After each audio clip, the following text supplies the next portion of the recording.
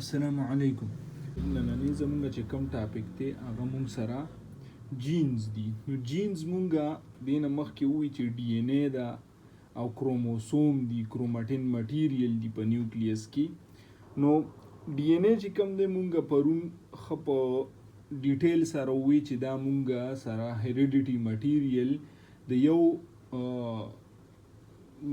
ارګانیزم چې کوم دی هغه آف سپرینګ ته بوزي، او بل چې کوم دی نو مونږه ووی چې ډي ان اے چې کوم دی نو هغه مونږ سره آف سپرینګ ته هغه کوډز وړي، هغه هیریډیټي مټیریل وړي چې هغه مونږ سره ضروری وي د هغه آف سپرینګ باره کې. نن به مونږ وایو چې جینز څه دي او د دې دا کار څه دی او د کوم ځای نه راځي. نو جینز چې کوم دی هغه مونږ سره بیسیکلی یو هیریډیټي یونټ دی.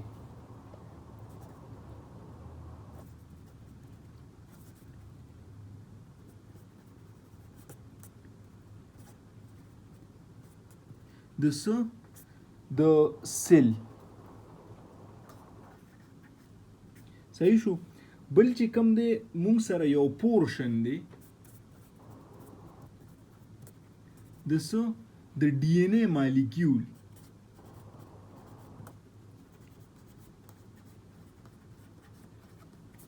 صحیح شو. یو مونږ سره دی هیریډیټي یونټ آف د سیل and another one property چې کوم دا مونږ سره یو پورشن دی د ډي ان اے مالیکیول چې هغه مونږ سره کنټین کوي څه میسج، څه کوي د یا کوډ مونږ سره کنټین کوي د څه دپاره، د سینتھیسز آف پروټینز دپاره.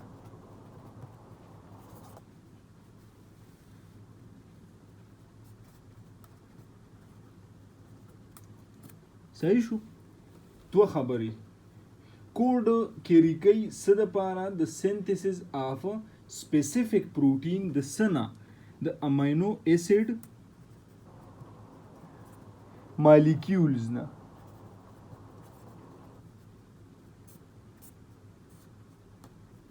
صحیح شو. بیا چې کوم دی چې مونږ وګورو نو نیوکلیوټاید چې کوم دی مونږ سره هغه مونږ سره د ډي ان اے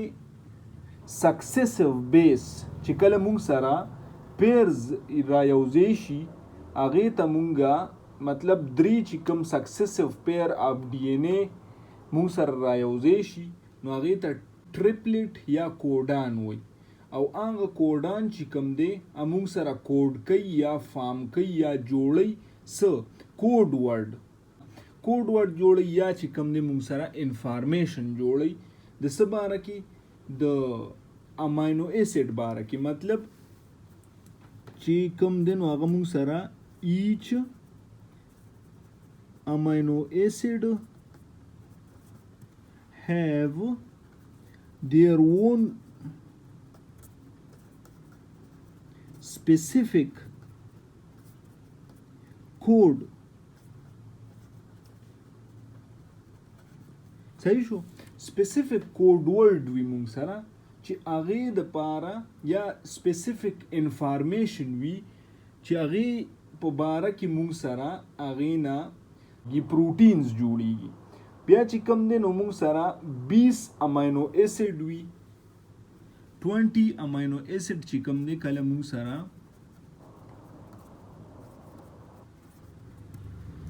اینه مونږ سره 1 مالیکیول آف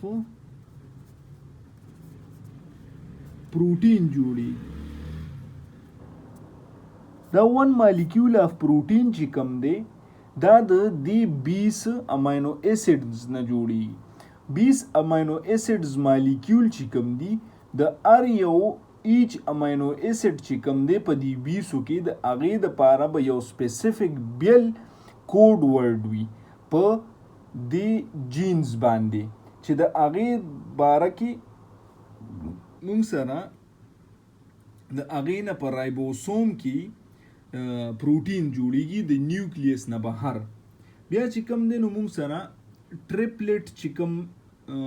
اگزامپل دی د دې ایچ امینو ایسډ سپیسیفک کوډ باره کې نو مونږ وایو چې یو ټریپلټ CCA مونږ سره کوډ دی د څه باره کې د ګلایسین باره کې فار ګلایسین او جی سی کوډ دی د څه دپاره فار پرولین دا مونږ سره بیل بیل مالیکیول دي د امینو اسید دا یو او دا یو نو دې دپاره بیل بیل چې کوم CCA کوډ دی او GGC کوډ دی دا بیل سپیسیفک کوډز دي د سینتھسس آف پروټین دپاره نو بیا مونږ چې کوم دی ایچ جین فارمز مونږ سره یو ایچ چې کوم جین دی هغه مونږ سره جوړی فارم کوي فارمز د سپیسیفک چې هغه مونږ وختي نه وایو کوډ ورډ جوړی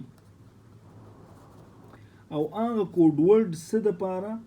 چې پارټیکولر پروټین مونږ سره سینتھسایز شي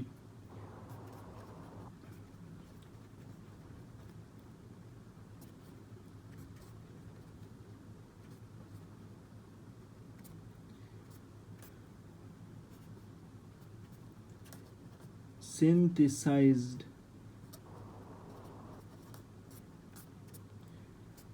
او outside the nucleus in ribosome